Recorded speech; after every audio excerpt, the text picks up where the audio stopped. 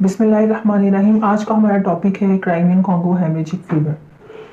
Crimean Congo haemorrhagic fever इसको इसलिए कहते हैं कि 1944 में जो केस था पहला वो देखा गया क्राइमियन पेनिसुला में, उसके बाद 1956 में कॉन्गो बेसिन में। तो क्राइमियन और कॉन्गो को मिलाकर इसका नाम कॉन्गो हेमरेजिक फीवर या फिर इसको इन शॉर्ट टर्म CCHF भी कहते हैं। It is basically a tick born virus disease, viral disease है। टिक कॉज करता है, टिक एक कीड़ा है, ठीक है, उस वो वायरस को कैरी करता है। वायरस जो है वो नैरो वायरस है जिसकी फैमिली जो है वो विरिड है और जीनस हाइलोमा है।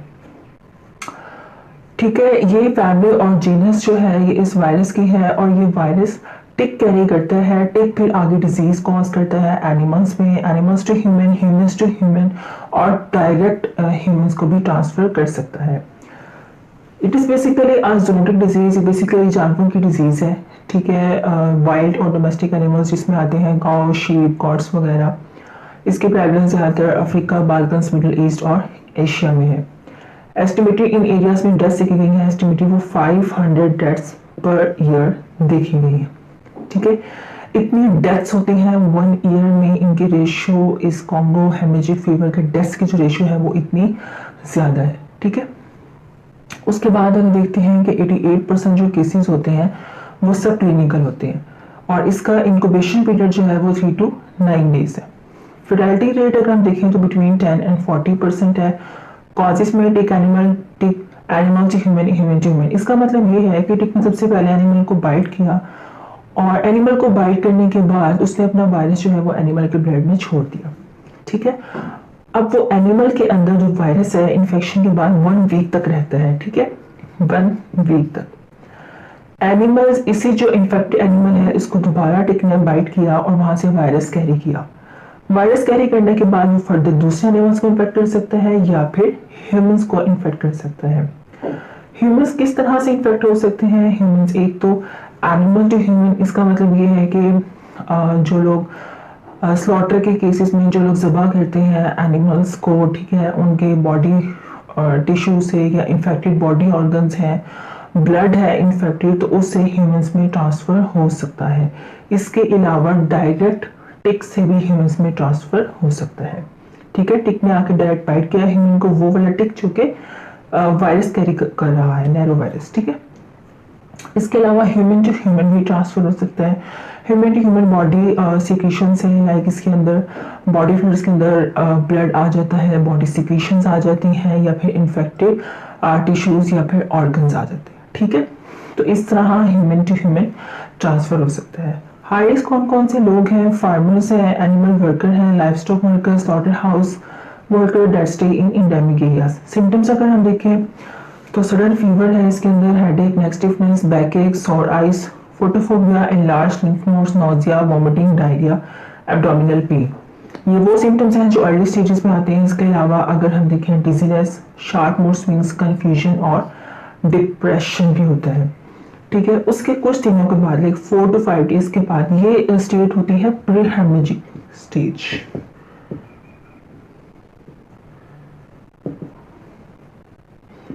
ठीक है, जो हेमरेजिक स्टेज है वो यहाँ से शुरू होती है। इसमें क्या होता है कि ब्लीडिंग जो है आपके इंटरनल म्यूकोजल सर्फेसिस कहीं से भी हो सकती है। हेमाटोमास बन सकते हैं, ब्रूजेस हो सकते हैं, ठीक है, इकाइमोसिस, उसके बाद हेमेटमेसिस, मेलिना, हेमाजूरिया, एपिस्टेक्सिस, ब्लीडिंग गम्स और पिटिकिया। रेडिश स्पॉट होते हैं पैलेट के ऊपर, ठीक है। तो ये सारी इसकी सिम्टम्स हैं और आपने इसके कॉजेस देखा। आगे हम देखते हैं कि इसके डायग्नोसिस किस तरह से कर सकते हैं और ट्रीटमेंट क्या है। इसकी डायग्नोसिस में हमने वायरस आइसोलेशन कर सकते हैं सेल कल्चर से, ठीक है, ELISA, RT-PCR, reverse transcriptase polymerase chain reaction और एंटीजन डिटेक्शन। ट्रीटमेंट कैसे करना है? इसकी कोई वैक्सीन नहीं है, no vaccine, no antidote, no specific treatment, ठीक है। कोई स्पेसिफिक ट्रीटमेंट नहीं है, सिर्फ हमें जनरल सपोर्टिव केयर करनी है और सिम्टम्स को ट्रीट करना है। इसमें क्या करना है कि हमने प्रॉपर जो है वो हाइड्रेशन मेंटेन करनी है, ठीक है। और इलेक्ट्रोलाइट्स बैलेंस में रखने हैं, कीप ऑन चेक, और अगर कोई डिस्टर्बेंस है तो हमने उसको फिर जो है वो नॉर्मलाइज करना है। ठीक है, इलेक्ट्रोलाइट्स बैलेंस। दूसरा हम इसमें पेन होती है, जैसे हमने कहा कि मसल एक्स होते हैं, बैक एक होता है, नेक स्टिफनेस वगैरह, तो इसके लिए हम दे सकते हैं, पेन किलर्स दे सकते हैं। ठीक है, पेशेंट्स फिर डिप्रेशन, एजिटेशन, कंफ्यूजन फील कर रहा होता है तो उसके लिए हम एंक्सियोलिटिक्स दे सकते हैं। इसके अलावा वॉमिटिंग के लिए एंटी इमेटिक्स, फीवर को स्पंजिंग और जो है वो एंटीबायोटिक से हमें ट्रीट करना है। ठीक है, सुपर इम्पोज्ड अगर इन्फेक्शन हो गया तो उसके लिए हमने एंटीबायोटिक्स भी देनी है। ये था सपोर्टिव केयर। इसके अलावा जो हम एंटीवायरल मेडिकेशन इसके ट्रीटमेंट में यूज़ कर रहे हैं, कोई बहुत इफेक्टिव रोल नहीं है, लेकिन वो किसी हद तक इसके सिम्टम्स को कम कर देती है, तो वो है रिबाविरिन। ठीक है, रिबाविरिन जो है वो हम पेशेंट्स को यूज़ कराते हैं पहले और ये साथ में सिम्टम्स को ट्रीट करते हैं। इसके अलावा कुछ हमारे पास ऐसे प्रिकॉशंस या ऐसे मेजर्स आते हैं जो लेना ज़रूरी है ताकि ये ट्रांसमिशन इसको रोका जा सके। इसके लिए हमें क्या करना है कि जो भी इन्फेस्टेड एरियाज हैं, ठीक है, वहाँ पर हमने जाने से परहेज करना है। ठीक है, हमें जहाँ पता है कि यहाँ पे टिक्स इन्फेस्टेड एरियाज है वहाँ पे हमने नहीं जाना है, अवॉइड करना है। इसके अलावा अगर कोई, जैसे हमने कहा कि हाई रिस्क में एनिमल वर्कर्स आते हैं, फार्मर्स आते हैं, तो उनको क्या करना है, अगर वहाँ पे वो लोग काम कर रहे हैं तो लाइट क्लॉथिंग यानी कि हल्के रंगे कपड़े पहने, ताकि कोई टिक है उसके ऊपर तो उसको फौरन से जो है वो पहचान कर, पता लगा कर कि टिक है, तो उसको अकॉर्डिंगली ट्रीट किया जा सके। ठीक है, टिक्स का पता लगाया जा सके, क्योंकि डार्क कपड़े होंगे तो उसमें इतना पता नहीं चलेगा। लाइट क्लॉथिंग वो फुल हो, बाजू स्लीव्स जो है वो उसके फुल होने चाहिए।